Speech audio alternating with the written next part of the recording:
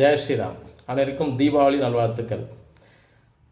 நிறைய பேருக்கு இப்போ அமாவாசை என்னைக்கு கும்பிட்றதுன்னு ஒரு குழப்பம் இருக்குது.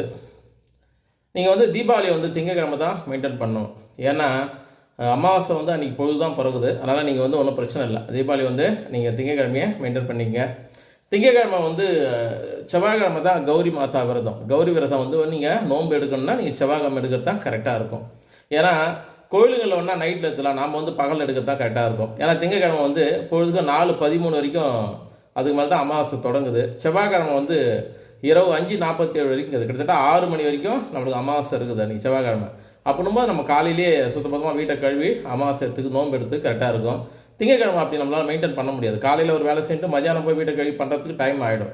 அதனால் நீங்கள் செவ்வாய்க்கிழமை நோன்பு எடுக்கிறது தான் கரெக்டு. தீபாவளி நீங்கள் திங்கக்கிழமை கொண்டாடிடலாம், ரொம்ப சிறப்பாக இருக்கும். குபேர பூஜையுமே பார்த்தீங்கன்னா செவ்வாய்க்கிழமை கொண்டாடுறது தான் உங்களுக்கு சிறப்பாக இருக்கும். ஏன்னா செவ்வாய்க்கிழமை கொண்டாடுறது குபேர பூஜை நல்லாயிருக்கும், கௌரி பூஜை நல்லாயிருக்கும், அமாவாசை 3மே ஒரே நாளில் நீங்கள் கொண்டாடிக்கலாம், ரொம்ப சிறப்பாக இருக்கும். ஜெய் ஸ்ரீராம்.